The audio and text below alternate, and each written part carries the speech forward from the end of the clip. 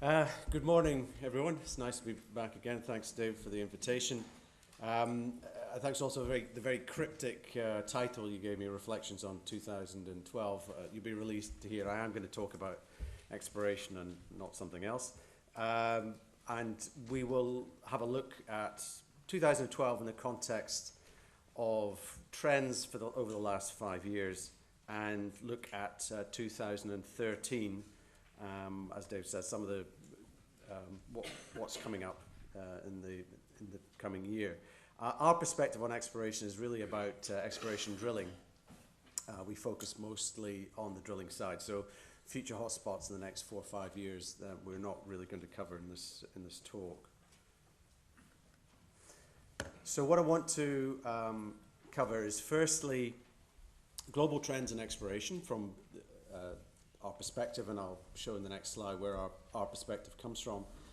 I want to talk a little bit also about investor sentiment, because particularly for the small and medium-sized companies, the willingness of capital markets to put capital into exploration is an important factor in what we're actually able to do. I want to touch a little bit on that. I want to compare some of the work we've been doing recently, looking at the performance of larger companies versus mid-cap company performance in the exploration arena over the last 5 years. We'll look at 2012 hotspots and look at 2013. And then finally, we want to talk through some of the recent work we've been doing on exploration risk prediction accuracy. The start of last year, we started for all the planned wells in our database, coming up with a risk prediction based on analog data within the database, and we follow that through 2012 to then actually have a look at how accurate predictions of risk in exploration has been over the last year. So that's the agenda.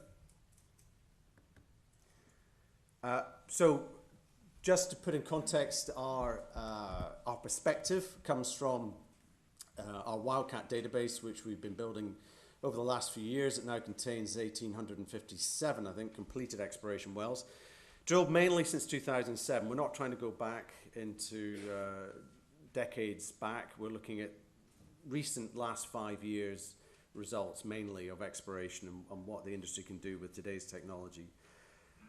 We've got 563 completed appraisal wells, and at the moment we have 445 planned exploration and appraisal wells in the database.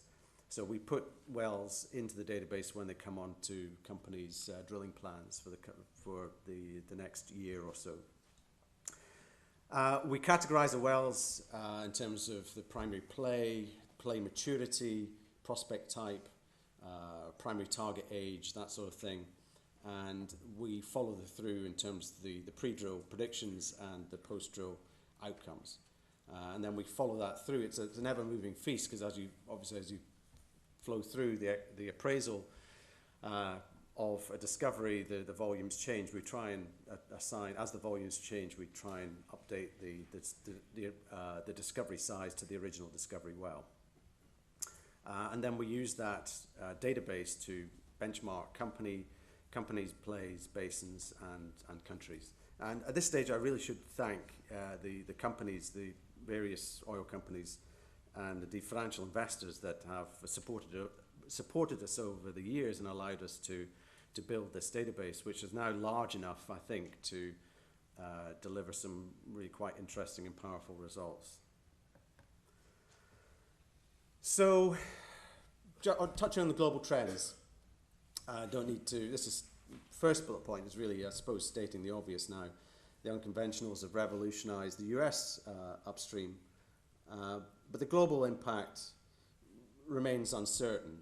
I mean, the impact, we focus really mainly on conventional exploration, so the issue is whether the focus on unconventionals is having any impact on the appetite for conventional exploration. We're not really seeing that yet.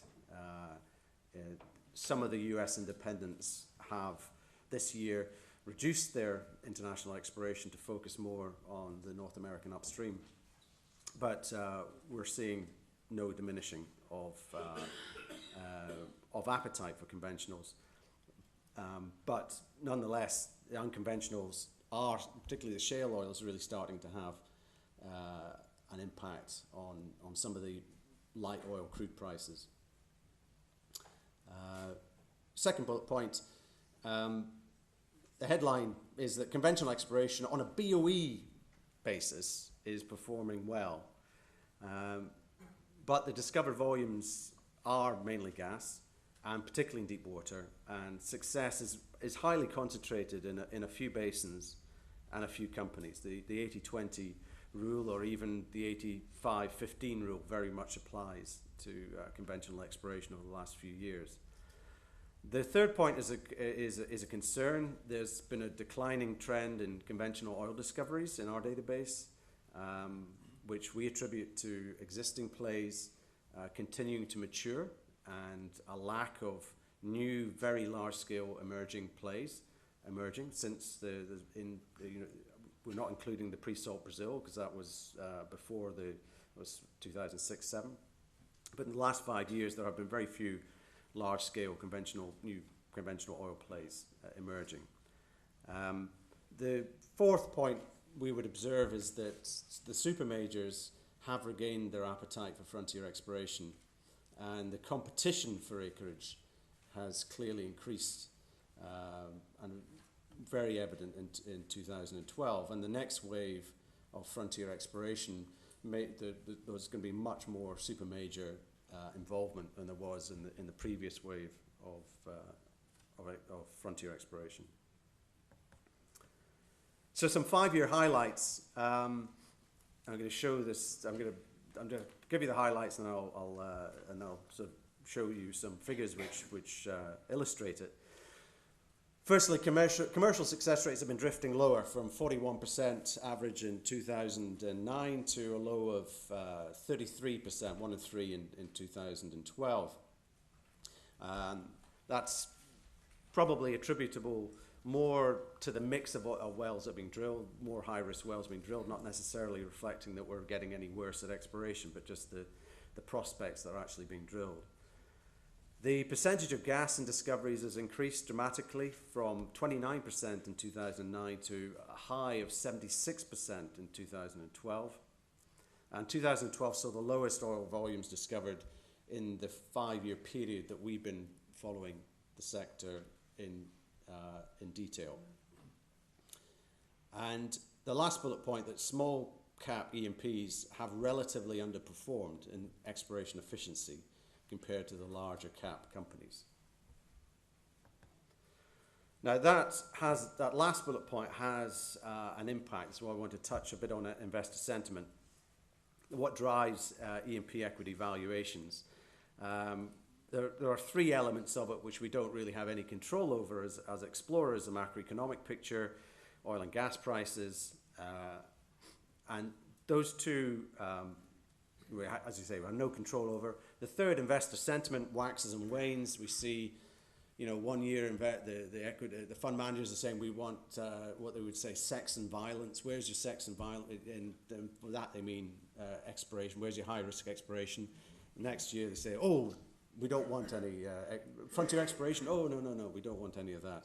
So investor sentiment is very fickle. It waxes and wanes.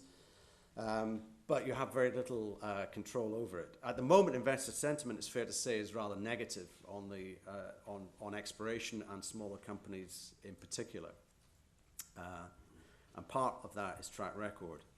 But the things we do have control over is actual and prospective growth. Investors invest in the sector in small and medium-sized companies on the expectation of growth. So being able to grow is something that we do have control over, and also managing of technical and non-technical risks. The perception of risk is also something that we have control over. So this is a bit of a sobering chart. This looks at equity value changes. So shareholder returns from 2008 to 2013. This is from the start of 2008 to present day. So and over this period, 5 and a bit years, the oil price actually hasn't changed very much. So we haven't had, the sector hasn't had any, equity values haven't had any boost just from the from oil prices. And you can see AIM oil and gas is down 44% over that 5-year period of stable, of where the oil prices hasn't really changed very much. The mid caps, the 30 that we follow, are up 19%. Why Oxy and BG are here is because each one of these is the equivalent to 30 mid caps combined. So the question is, as an investor, do you invest in an Occidental or a BG or a basket of medium-sized oil companies? And the returns have been actually quite similar over that 5-year period. Although the returns here are all capital growth, and part of the returns here are dividends. The super majors actually have done quite well, but that is almost all dividends. There's been almost no capital growth from the super majors over this period, but nonetheless, they are cash machines, and they've been generating a lot of dividends, and so the returns stack up. So there is a bit of we are facing some headwinds in this. If you're in the small and medium-sized companies, you'll notice that from your own share price. We are facing some headwinds, and what will change investor sentiment will be some consistent exploration success, I believe.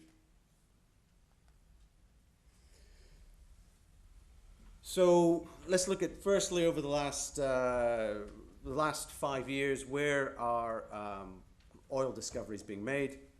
There are 4 big hotspots: Brazil, Iraqi Kurdistan, Norway, although a large chunk of that is one discovery, Johan Sverdrup. I think we're carrying 1.7 billion barrels at the moment, but estimates of it may even be higher than that. And the deepwater Gulf of Mexico, particularly the lower Miocene play that's emerging, that bubble is a lot smaller than it would have been, obviously, because of Macondo. And for all the noise around West Africa and onshore and Uganda, those bubbles are actually relatively small. And to illustrate David's point about the difficulty of putting together a program on hotspots in Southeast Asia, the size of the bubbles here in Southeast Asia sort of indicates why that's been a struggle. On gas, obviously the big stories, and continue to be the big stories, is East African gas. Mozambique is the big bubble, Tanzania the smaller bubble inside it, the Eastern Mediterranean, which still remains a hotspot, Western Australia, and Norway, and also in Brazil too. So these have been the hotspots, and to a large extent they remain the hotspots in the coming year. Let's look at some exploration trends. These trends here are for 40 mid and large cap E&Ps, so it's a consistent set of companies over a 5-year period. On the left-hand side, these are the actual net wells paid for by the companies. You can see a dip in 2009 with the financial crisis, and it's been fairly steady, drifting slowly downwards since 2010. Blue line here is the technical success rate, the chance of making a discovery, and here is the commercial success rate, our judgment of how many of those discoveries are commercial. And you can see this pink trend has been drifting. This drifting down slowly since 2009. On the right-hand side, you can see conventional oil has been declining, and that includes Johan Sverdrup in 2010 and 11, and the proportion of gas increasing in the discovery mix. This point about efficiency, I'm using one metric here, which is net hydrocarbons discovered per exploration well. So that takes into account the discovery size and the success rate. And you can see in blue here are the large cap companies, and in orange are the mid-cap companies. So large cap for us is more than 10 billion market cap, and the mid-caps would be generally between 500 and 10 billion market cap. And you can see that consistently the large caps year on year are finding more hydrocarbons per net well drilled, and on average are more than twice as efficient. So why is that? I think it's either a combination of strategy. The large caps have deeper pockets, and they're exploring more in deep water and finding, making bigger discoveries. There's also a portfolio effect that we see some of the smaller companies struggle to access sufficient acreage to actually support the drilling program that they promised their investors.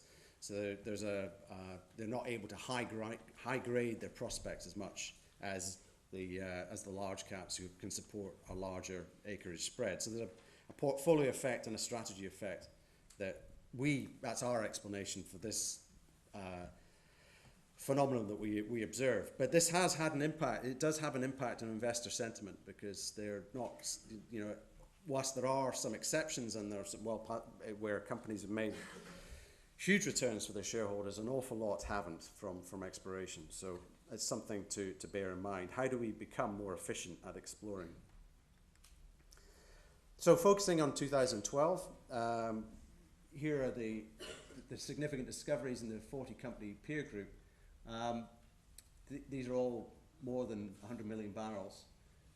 What you'll see, the color codes here, the blue is deep water, dark blue is deep water, orange is onshore, and the red is gas. You can see the dominance of gas, deep water gas, still in 2012 in terms of volume. So Mozambique, Tanzania, a big discovery, Carcara in the pre-salt in Brazil coming through there.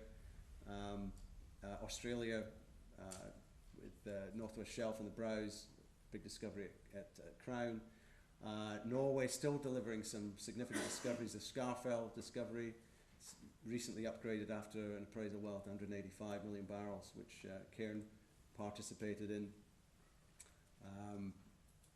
etc. So you can see that the pattern in 2012 kind of followed the 5-year pattern of where the global hotspots were.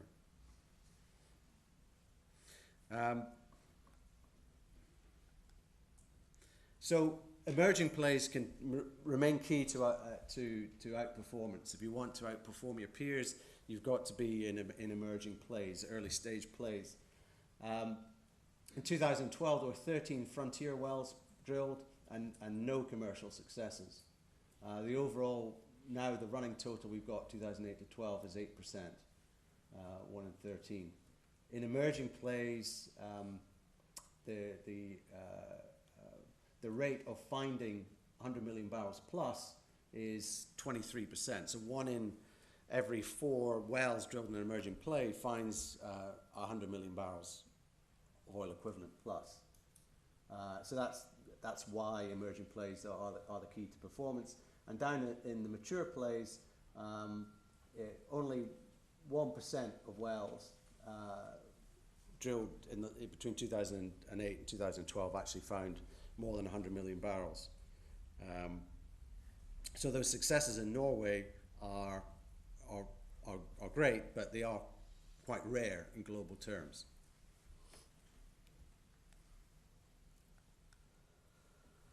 So emerging play wells in 2013,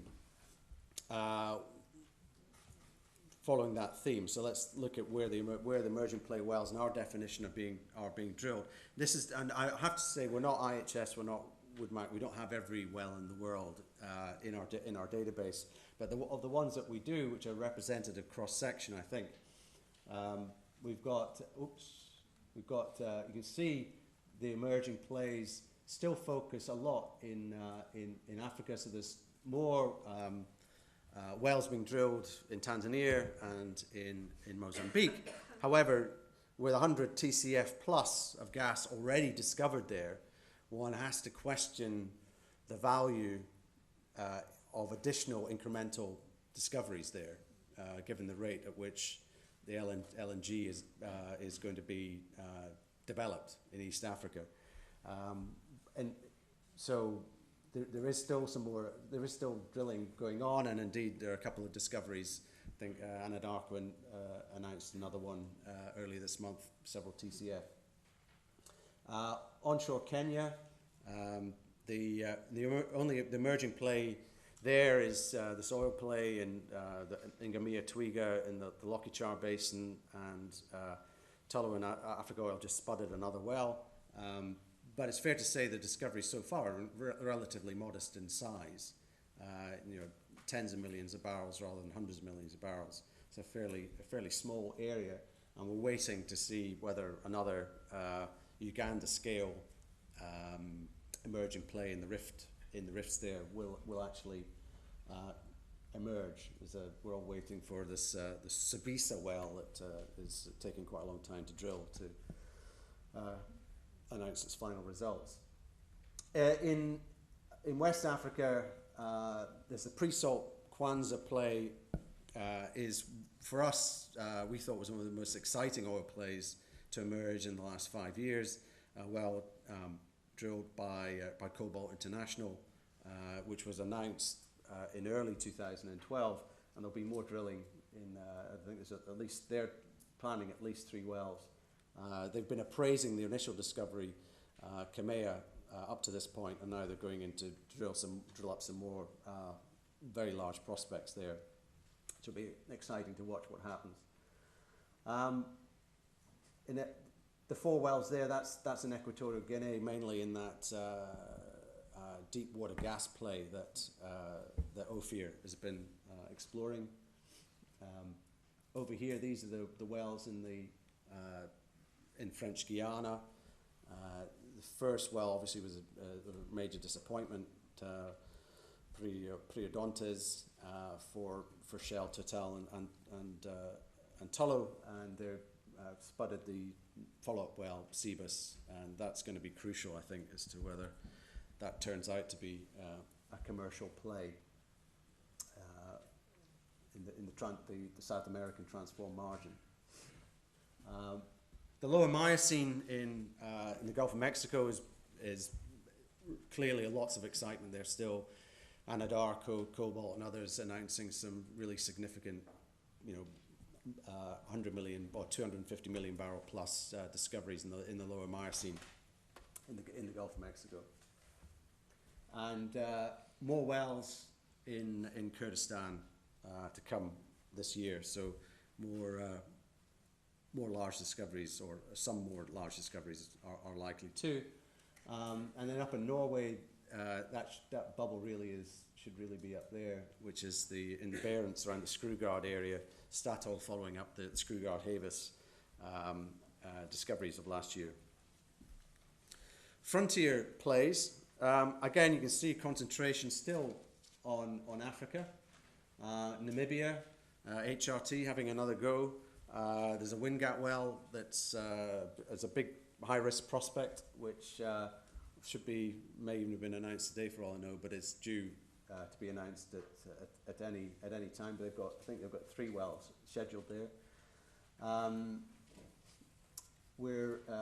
Then we've got in Gabon. There's some important wells going into the pre-salt in Gabon, so chasing that pre-salt play, but up in Gabon, but not where the carbonates, but chasing a pre-salt clastic play in deep water. There, Ophir and also Cobalt and Total will be drilling in that play. Here, the transform margin is cooled off. It's fair to say, outside of the Tano Basin, there's been very limited. Plenty of discoveries, but nothing yet commercial outside of the Tano Basin. I think we're now calculated up nearly $2 billion spent in exploration drilling outside of the Tano Basin, and no inconvertible commercial discoveries to show for it. So that play, I think it's fair to say, is cooling off, and only a couple of wells we've got in the database there. Morocco is the industry has gone back into Morocco. We should see the first well spud in the offshore play later this year.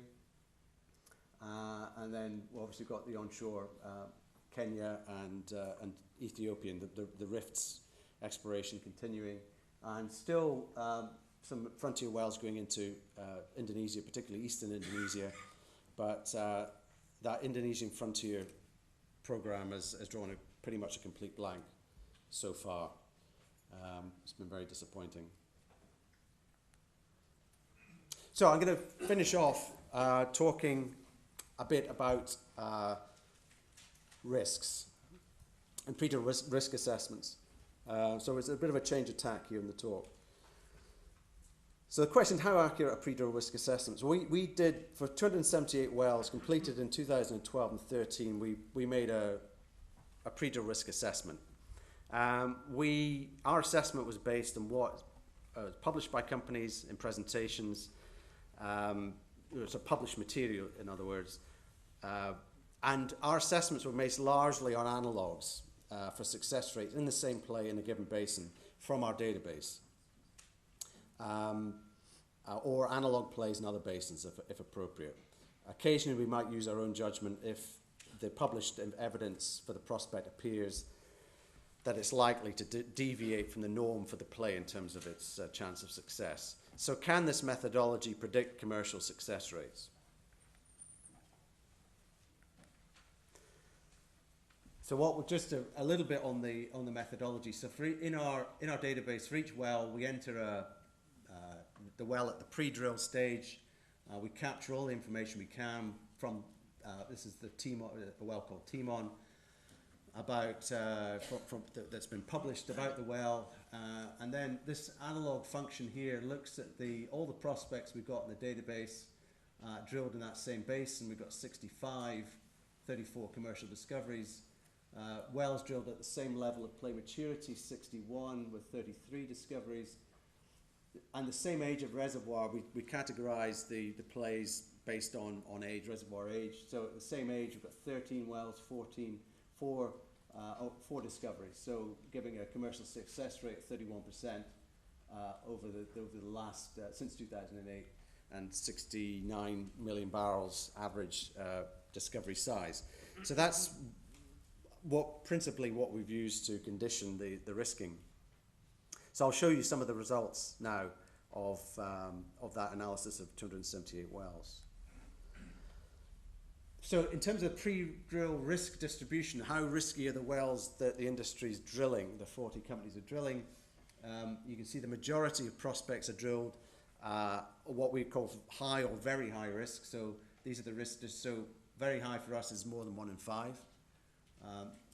High risk is 1 in 5 to 1 in 3. Low risk 1 in 3 to 1 in 2, and very low risk would be better than 50%. So the majority are in the high to very high case, and the arithmetic average pre-risk was 33%, 1 in 3. So if we now compare this is the pre-drill, pink is the pre-drill average chance of success, and blue is the post-drill commercial success, the actual commercial success rate. So for the wells that were drilled were more than 1 in 5 risk, our pre-drill risk was averaged was 11%. We were actually out. It was actually a lot worse than that. It was only 5% success rate in the very high risk wells. We were actually pretty good in here. On the 1 in 5s to 1 in 3s, we were pretty close. We had predicted 27 on average. It came in at 25. We predicted 44. It came in at 46. Again, in the very low risk, we tended to be. We were off. We were too optimistic. We predicted 69%. It came in at 52. So why these anomalies at the low and high end of the risk spectrum? This was mainly due to high risk wells in established plays failing. So we had some. It wasn't just about frontier wells. There were wells drilled in established basins that were perceived as being high risk, and they all failed, and that dragged the statistics down. Up here, this was mainly due to wells drilled in Uganda. There were a number of failed wells in Uganda. The historic success rate in that play had been 82%. But late last year, Tullow and its new partners drilled a number of dry holes in Uganda as they tested the margins of the play. They actually got appeared to get beyond the limit of the play, and that dragged the statistics down. So we go, let's examine this a little bit more in terms of, I'm now going to categorize these same risk categories in terms of where in the creaming curve the play was. So mature, maturing, emerging, and frontier. You can see these are in the very high risk wells, there are a number of, these are the wells that were drilled in mature, maturing, and emerging plays that were deemed high risk, and none of them came in. There were some low risk frontier wells, or lower risk, and they did come in a higher success rate than the very high risk frontier wells, but still not low risk. They were outside the 20 to 33% prediction. There are some other anomalies in the low risk category, 1 and 3 to 1 and 2. You can see the mature play wells actually only came in at 30% success rate, and this is due to mainly a lot of wells drilled in the Cooper-Eromanga Basin, again appeared to be drilled beyond the limit of the play and actually dragged down the statistics. Here, there were a number of wells in the maturing category, actually came in a very, very high success rate, 82%, and that was almost entirely due to Hess's wells in Ghana, which were drilled down dip of the Jubilee, and deeper water, just down dip of Jubilee, which pretty much all came in, and it was perceived pre-drill to be fairly risky, and so that was an interesting one. And in this category here, the emerging play wells came in at a 57% success rate, and that was due largely to a 75% success rate in the Rovuma Basin. Those gas discoveries, just a continuous stream of discoveries in the Rovuma. And here, on the very low risk category, you see this anomaly here. Generally in emerging and mature, we were pretty much there, but in the Albertine Graben, it was only a 20% success rate for maturing plays, and that was, as I said before, due to hitting the margin of the play. So the conclusions of that: high risk wells in proven basins are very high risk. Low risk frontier basins, low risk frontier wells are still very high risk, and one needs to be looking out for new emerging plays in maturing basins, like the Hess Ghana story, down dip of Jubilee, and success rates can drop at the margin when the margins of maturing plays are reached. For example, Tullow in Uganda.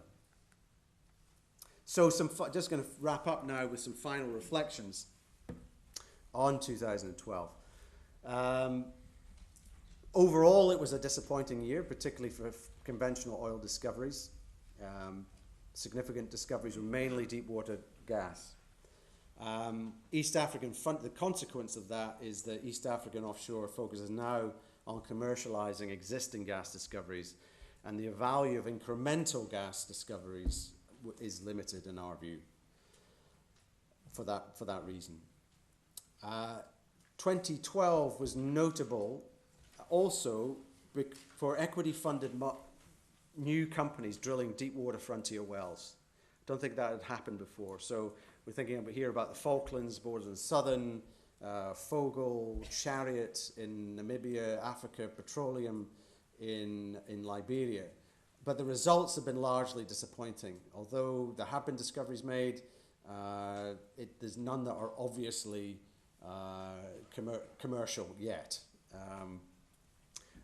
The Darwin discovery in the South Falklands is perhaps the closest, the gas condensate there. So that has impacted investor appetite, because these were notable because these were equity fund managers backing management teams to go out and drill frontier deep water wells.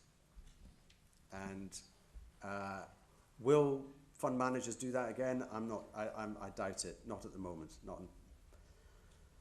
But there are.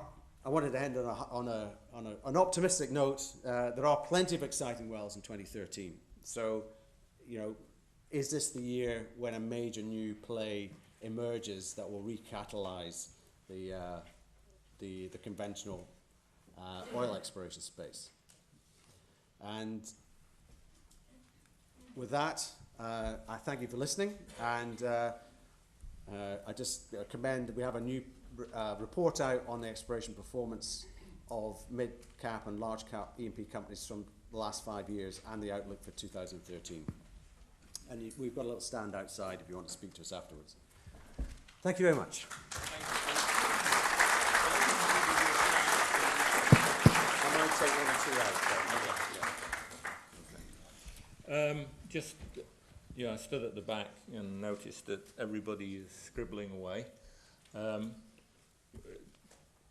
Most of the slides you will see today will be up on the website by the end of the week. So occasionally, and I'm sure Keith will do this, folk like to take 1 or 2 out, but you will see a pack. So scribbling is good, but you can also just sit back and look at the slides and see them in a few days' time. Okay, time for a couple of questions. Anybody? Yeah, please, over there. And it'd be good if you said who you are and where you come from, whether you had a good journey in, that sort of thing. Adrian Hefford from IHS. I was wondering how you treat sort of upgrades to existing fields, because you've not really got Ireland down there, and Barry Rowe's now been proved up to 1.8 billion barrels in place. And that doesn't appear on the maps. And also in the sort of new wells, you've got Dunquin has been spudded, and that's sort of like 25 TCF prospect. So I was wondering how particularly you treated upgrades. Okay. Well, Barry Rowe was obviously discovered back in, the 80s or 70s. So in our methodology, we attribute the resources to the discovery well, because we're looking at the impact of exploration, not appraisal. So for that reason, Barry Rowe wouldn't be captured, because it's not within the time frame, and B, Providence wasn't one of the 40 companies that we were looking at. So, but what we do is, as a methodology, as the resources become better known, like the Scarfell, for example, which was up on there, which has been recently upgraded to 185 midpoint, we go back into the database and put 185 into the discovery well, and attribute that back to the. That's the methodology that we use, and how we handle upgrades. Okay, over here. Kieran Nolan with Yeah, just you need to wait for the microphone. Kieran Nolan with Petroceltic. Keith, do you know what the break-even costs are in some of the expensive plays like Deepwater, Brazil? At what point do they start to become economic? What price does the oil price have to fall to that Deepwater, Brazil may not be that attractive? And similarly, interestingly, North America oil shale, at what price does the oil price have to get to for that not to be attractive? Are you talking about what point does exploration become unattractive? Yes. That's a more complex equation, because obviously the finding cost is only one input into the overall cost. Shale oil, which is not really necessarily an exploration. I mean, I'm not an expert on that, but what I've read, the reports talk about $85, $90 a barrel as a kind of a crucial threshold beyond which a lot of wells, shale oil wells, become economically unattractive. With regard to, I wouldn't want to venture on the pre-salt Brazil. Okay, Chris, you had a question. Wait. Thank you. Chris Wheaton from Allianz Global Investors. As one of those inconstant, fickle fund managers who put equity into the industry with the 75% chance of losing all the money that our investors have at risk, can I ask, why haven't you included some of the exploration upside, as it were, in the US shales? Because if I look there, a company like Anadarko can quite casually sort of seem to reach into its back pocket and pull out 1 billion barrels in the Wattenberg, for example, in the DJ Basin in Colorado. When I look at the sort of the low risk exploration upside there, can you talk about how you're trying to fold that into your exploration analysis, and also maybe take one step back and say, who's got the great exploration processes? Because what I'm looking at as an investor, I want to back a process. I want to back people who are smart, not just lucky. If they can be lucky as well, then obviously that's great. But can you talk about perhaps trying to integrate up the process and the process of exploration, not just the outcome? Right. Okay. In terms of unconventional exploration, it's not something we try to keep the database clean. It's just conventionals. We don't look at the economics of exploring for unconventional plays. Maybe it's something we might do in the future, but there's plenty enough to be done in the conventional world. In terms of process, that's probably too big a topic that can be dealt with just in a response to a question here. That's why maybe I need to have a discussion offline. But I think I touched on a couple of things with this exploration efficiency issue that. My sense is that some small companies are working their portfolios too hard. If they get the funding, if they've got the funding, they don't have the. Particularly, we did a big study in Norway, and recently, and companies that drilled 2 to 4 wells a year did the best, but they needed to have about 30 to 40 licenses to support drilling 2 to 4 quality prospects in Norway per year.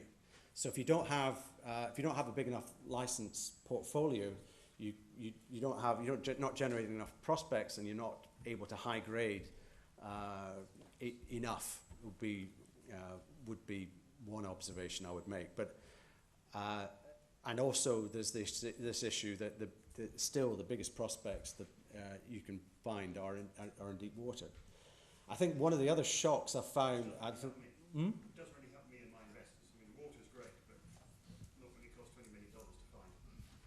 Well, you'd be surprised at how much it costs onshore. You'd be surprised at how much those wells in Kenya have cost. Some of those onshore wells, I think sometimes investors assume because it's onshore it's cheap. But actually some onshore wells are costing a lot more than deep water wells. Just bear that in mind. So you need to, they can be 850, 60, 70. Some of those Kenyan wells, you'd be surprised how expensive they are. Okay, let's take one more question. Sorry, Bob. Nick, please. Thank you, Keith. Excellent and interesting presentation. One question I had was the differences in success rates that you have reviewed. I've looked at some other sources. I'm sorry, I forgot to introduce myself. Nick Petrie from Adamant Ventures. Wood Mackenzie, for example, sees a 17% commercial success rate. JSI sees a 21% commercial success rate over the last 5 years. And interestingly, some of the wells drilled, they have been reclassified as a commercial success some years after they have been drilled. So what's your view on the differences in perhaps methodologies, and in terms of the trend, is there any possibility that restatement of some of those results would lead you to correct past results that you just presented? I think it's fair to say, well, I can't really comment on the WoodMac or IHS methodologies because I haven't really looked into it. This year we went back to the 2008 discoveries to have a look at what had happened to them and to what extent they were actually truly the ones that we categorized as commercial, i.e. were they still being appraised, had they got into development? And I think, was it 40%? 50%. Only 50% actually. Well, 50% were in production. Yeah, but there was about 23% that were still at the appraisal stage. I think we're pretty confident with our number. We have gone back to look historically at what we had classified as commercials to see whether indeed there is any activity still on those fields. Now, what surprised us is how many fields discovered in 2008 were still quite some way from production. Okay, I think my fault, but we're now already running.